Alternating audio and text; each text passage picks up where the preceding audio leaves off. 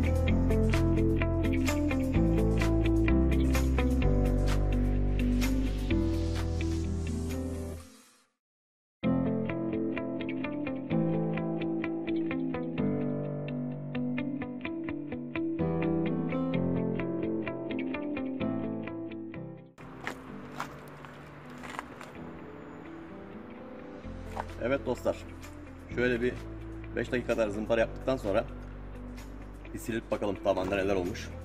Daha sonra zımpara makasımıza devam edeceğiz. Önce bir temizleyelim.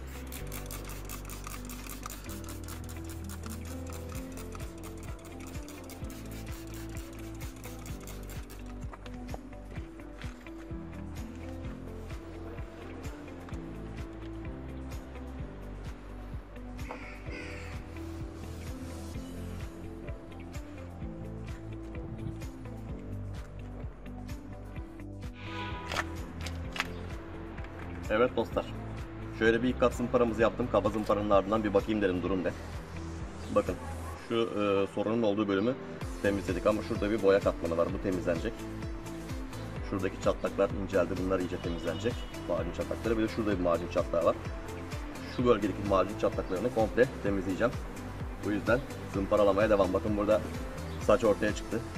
Aracımızın sacı. Güzel temiz, pas yok. Şimdi zımparalamaya devam edelim. Ta ki pürüzsüz bir yüzey elde edene kadar.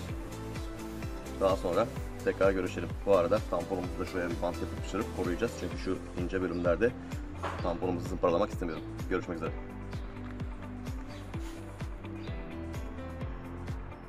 Evet dostlar, ikinci kat zımpara işlemimiz başlıyor.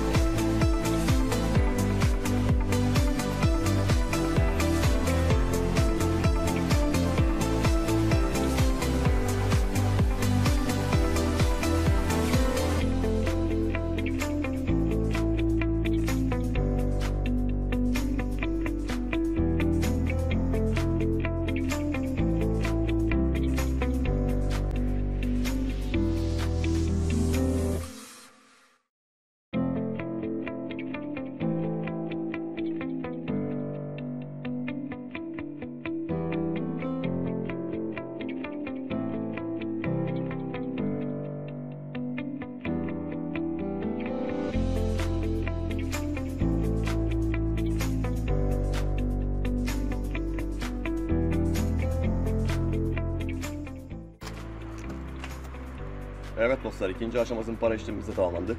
Şimdi bir temizleyip duruma bakalım.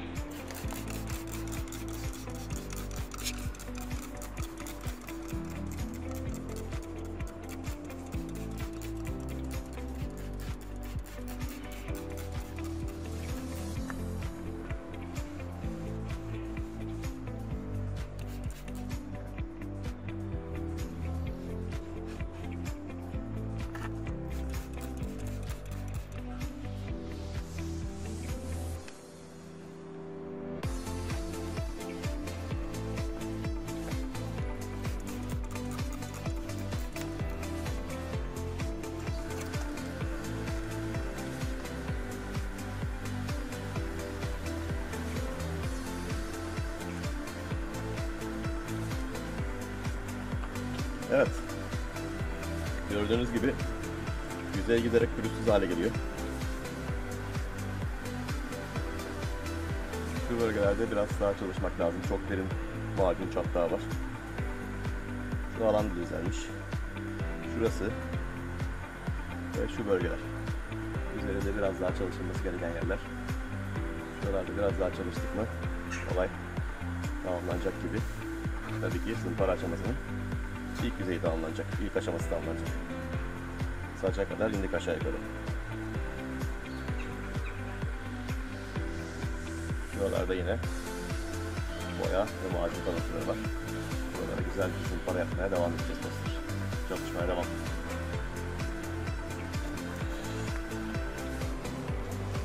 Evet dostlar, zımpara işlemimizin 3. aşaması başlıyor.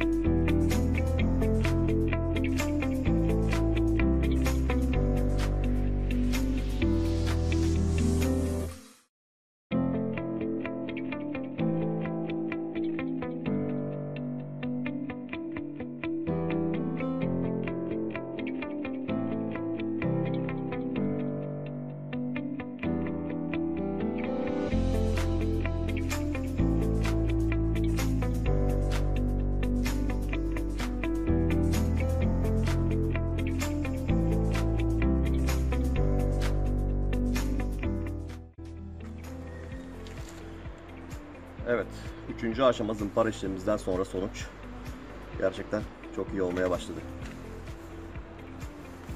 Üstteki kalın macun tabakası tamamen gidiyor. Buna bağlı olarak çatlaklar da giderildi. Şuradaki çatlak çok derindi. Darbeyi vurucu civardan almış. Bakın şöyle devam ediyor. Şu şekilde. Buna biraz daha zımpara işlemi yapacağız. Kenarları biraz daha açılacak bu çatlağın. Bu saçtaki kaba macunu almak için. Ben kaba macun işçiliği yapmak istemiyorum çünkü ince ve hassas bir işçilik yapmak istiyorum bu araca. Bu sadece alttaki önceden azalmış macunu almak için yaptığımız bir işlem. Bunun üzerinde biz kendi macunumuzu uygulayacağız. Önce bir zımpara detaylı, daha sonra kendi macunumuzu uygulayacağız.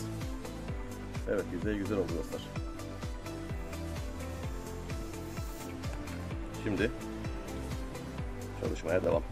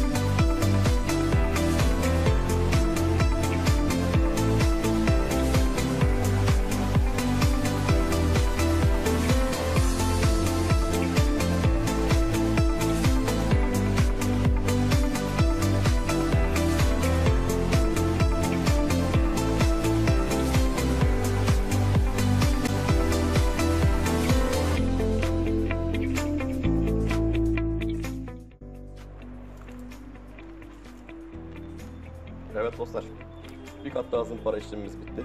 Şimdi bunu da yıkayıp metaldeki son durumu görelim.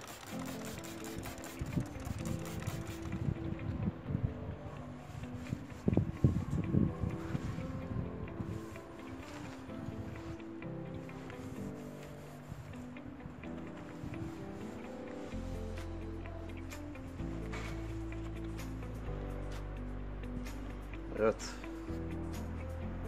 Yüzey gerçekten boyaya hazır hale geldi gibi. Artık elime takılmıyor, ufak çentikler de gitmiş. Şimdi daha ince zımpara işlemine geçebiliriz gibime geliyor. Güzel oldu.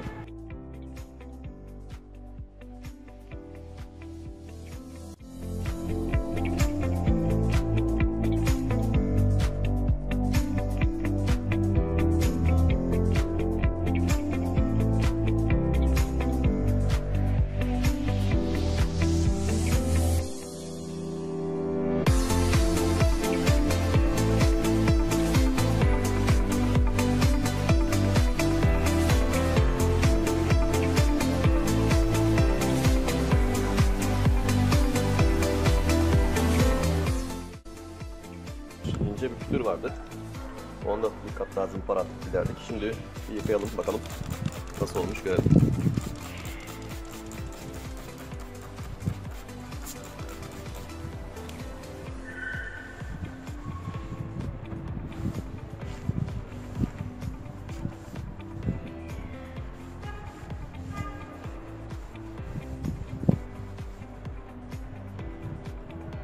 Evet, o pütür de gitmiş. Res takılmıyor artık zaten.